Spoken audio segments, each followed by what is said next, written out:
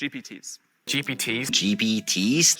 OpenAI in the recent event just announced GPTs, a new feature where you can create custom GPTs, and in this video we're gonna go over how to create them, how to customize them, and all the details regarding it. So let's hop right in. So what GPTs essentially allow you to do is to take ChatGPT as a base and add custom instructions, add custom tasks and actions to APIs, add custom functionality like data analyzer, dolly image generation, etc. to create specific GPT applications for specific use cases. Alright guys, so the first thing you want to do is go to chat.openai.com and log in.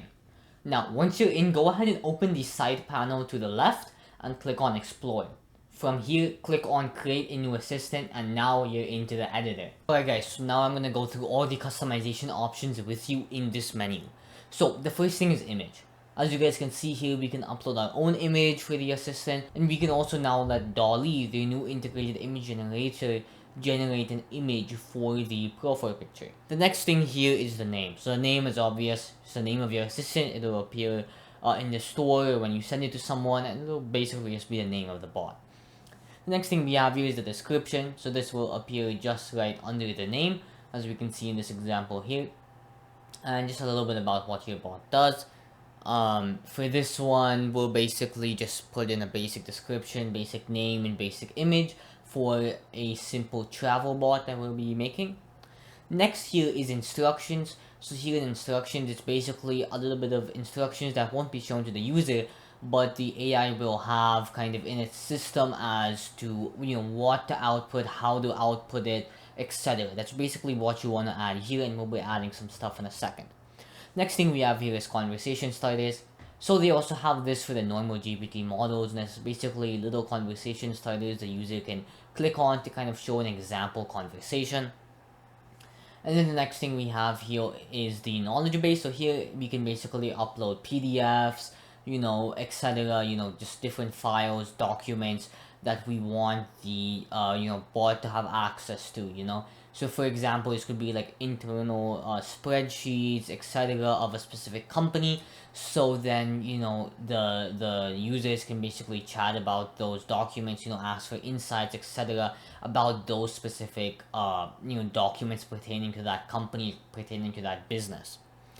The next thing we have here is actions. So basically what actions allow you to do is basically add in custom code, custom APIs to access outside resources and connect to outside resources within the bot. Alright guys, so now the next things you're gonna go into is the instructions. So what the instructions allow you to do is basically give some information to the bot on the back end for things like what it should respond to, how it should respond, structure of its responses, things to consider, basically the tone, or like, do you want it to talk as a customer, do you want to talk as a consultant from the business, or something like that, right? You guys can basically program that stuff into the instructions. Here I'm basically just gonna add some basic formatting for a travel bot into the instructions. And then the next thing here is basically the knowledge base. So here you can basically upload files, like I already said. For this travel bot, it doesn't really make sense to upload files, but it is pretty basic. You just click add files and then go ahead and upload whatever files you want the bot to have and be able to reference. Alright guys, so the next step in the process of creating a GPT is to add some sort of custom action if you want to.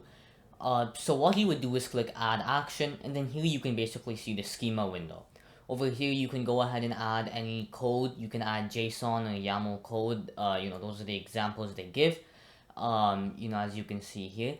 So this is basically code that will allow it to access, custom APIs, things like that. In the future, maybe the next video, I'll do some sort of, WhatsApp bot, or, maybe a different type of integration. So make sure to stay tuned, if I decide to release that. And right below it over here, we can basically see like the, authentication. So the authentication is like, your API authentication, pretty clear. And then below that is the privacy policy, where you can just input that privacy policy in there. And yeah, that's basically how you would add those custom actions to access outside resources. This is where a lot of value comes, especially to you agency owners watching. Alright guys, so now let's test out our bot and see how it is.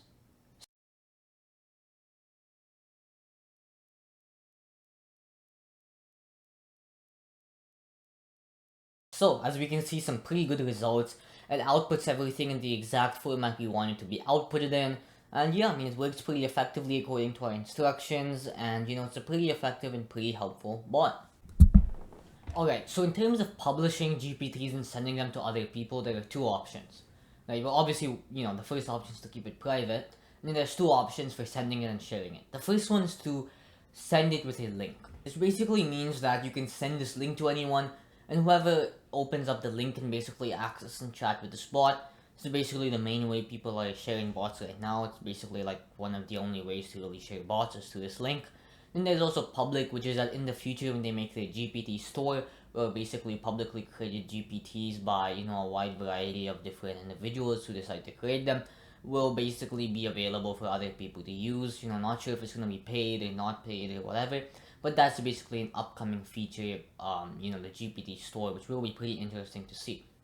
Alright, so next thing I'm going to go over here is some privacy and safety concerns. You guys might be asking, why are you talking about privacy and safety concerns? You know, kind of a boring topic, kind of why are you bringing it up? The reason why I'm bringing it up is actually because in OpenAI's blog post, when they basically were releasing GPTs, they actually have a pretty hefty section just talking about this specific topic. So that's why I'm going over it and just gonna give some, you know, broad guidelines and information, right? So the first thing here is data control. So users do have a lot of control over their data with GPTs. So chats with GPTs are not shared with the builders of those GPTs unless specific permission is given. So this means the users of any GPT, whatever they're chatting with their GPT, whoever created it won't actually be able to see that unless specific permission is given. Next thing is with the third-party API integrations, that users can choose if they want data to be sent to those integrations or not, which is pretty important when, like, you know, the AI is just kind of using them, like you don't really exactly know. So the, you know, user can choose if data is sent there or not.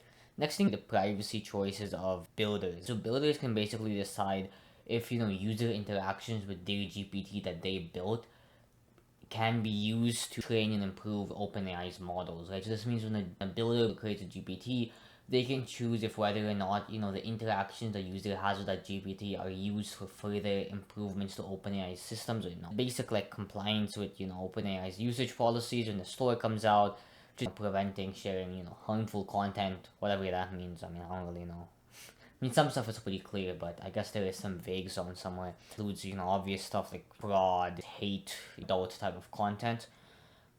Next thing here, which is pretty interesting, is builder identity verification. So builders can actually verify their identity, you know, the whole store comes out to verify some level of trust. I'm not sure how exactly this is going to be implemented, but it honestly sounds pretty interesting to me. We then have safety mitigation and reporting, which means users can actually report you know, safety problems with GPTs through a reporting feature that will be rolled out. Then of course you can just completely opt out of model training for your entire account, which adds even more privacy to the whole thing. This is pretty important just to keep in mind, especially if you're releasing stuff on the store or using stuff from the store that will be rolled out in the future.